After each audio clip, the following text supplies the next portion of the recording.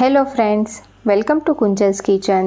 આજે આપણે સુરતનો એકદમ ફેમસ અને બધાનો જ ફેવરિટ તેવો સુરતી કોલ્ડ કોકો બનાવીશું, જે ઘરે બનાવવો ખૂબ સરળ છે. અને આજે આ કોકો આપણે પરફેક્ટ માપ સાથે બનાવ્યો છે.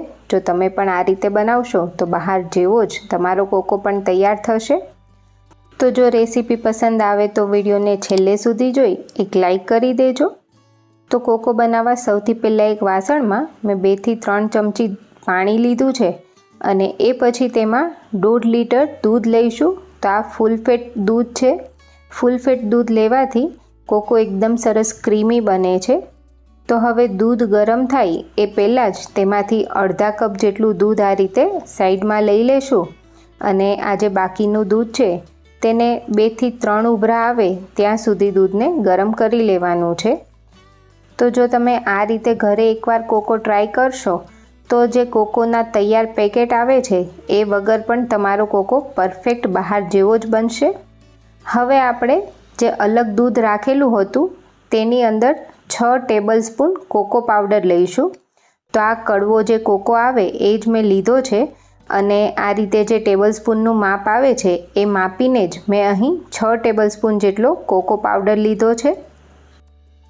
તો અહીં જે કોકો પાવડર યુઝ કરીએ એ સારી બ્રાન્ડનો હોય એવો જ લેવાનો છે, જેથી તેમાંથી તૈયાર થયેલ કોલ્ડ કોકો પણ પરફેક્ટ ટેસ્ટવાળો બનશે. હવે તેમાં 3 ટેબલ સ્પૂન કોર્નફ્લોર લઈશું અને સાથે જ 3 ટેબલ સ્પૂન કસ્ટર્ડ પાવડર લઈશું. તો આ એકદમ પરફેક્ટ માપ છે. આ માપથી તમારો કોકો એકદમ સરસ બહાર જેવો જ ઘટ્ટ બનીને તૈયાર થશે. હવે ત્રણેય પાવડરને દૂધમાં પ્રોપર મિક્સ કરી લેવાના છે, જેથી તેમાં કોઈ લમ્સ ના રહે અને એના માટે દૂધ ઠંડુ જ લેવાનું છે. હવે અહીં આ દૂધમાં એકદમ સરસ 2 થી 3 ઉભરા આવી ગયા છે અને દૂધ સરસ ઉકળી પણ ગયું છે. હવે ગેસની ફ્લેમ સ્લો કરીને તેમાં ખાંડ એડ કરીશું. તો અહીં મેં 1/4 કપ જેટલી ખાંડ લીધી છે અને ગ્રામમાં જોઈએ તો આ 190 ગ્રામ જેટલી ખાંડ છે. અહીં ગળપણ તમે તમારા ટેસ્ટ પ્રમાણે વધારે ઓછું કરી શકો છો. અહીં મેં 1.5 લીટર દૂધમાં 190 ગ્રામ ખાંડ લીધી છે, જેનાથી કોકો ઠંડો થયા પછી પણ પરફેક્ટ ગળ્યો બનશે. તો હવે ખાંડ પીગળે ત્યાં સુધી ફરીવાર દૂધને થોડું ગરમ કરી લઈશું. એ પછી તેમાં તૈયાર કરેલ કોકો પાવડરનું મિશ્રણ એડ કરવાનું છે.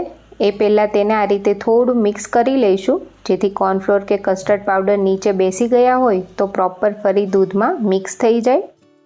એ પછી હવે એક હાથેથી ચમચો આ રીતે દૂધમાં ચલાવતો જવાનો છે અને બીજા હાથેથી તૈયાર કરેલ મિશ્રણ એડ કરતું જવાનું છે. આવું કરવાથી દૂધમાં લમ્સ નહીં બને અને કોકો પ્રોપર તૈયાર થશે.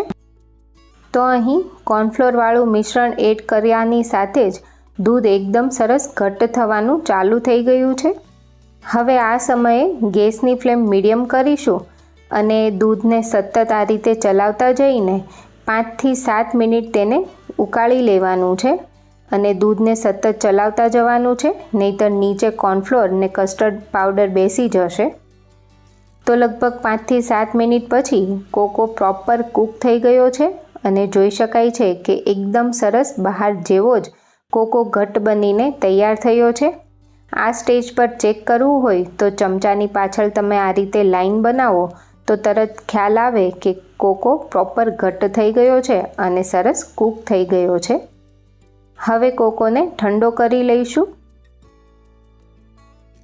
તો કોકો ગેસ પરથી નીચે ઉતારી આ રીતે તેને થોડીવાર માટે ચલાવવાનો છે, જેથી તેમાંથી વરાળ નીકળવાનું થોડું ઓછું થઈ જશે. અને એ પછી તેને ઠંડો કરવા માટે તેની અંદર બરફ એડ કરવાનો છે. તો અહીં મેં એક મોટો બરફનો ટુકડો તેમાં એડ કરી દીધો છે અને તેને મિક્સ કરી લઈશું. તો બહાર જે કોકો સર્વ થતો હોય તેને આ રીતે તરત જ તેમાં બરફ એડ કરીને સર્વ કરવામાં આવતો હોય છે. હવે જેમ જેમ કોકો ઠંડો થશે તેમ એ વધારે ઘટ્ટ થઈ જશે.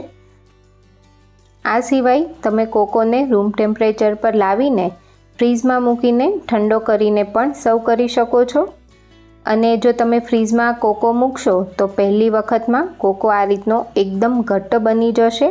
આ સમયે તમારે તેમાં હેન્ડ બ્લેન્ડર ચલાવી દેવાનું છે આવું કરવાથી કોકો ફરીવાર એકદમ સરસ લિક્વિડ તૈયાર થઈ જશે અને પ્રોપર તેનું ટેક્સચર આવી જશે।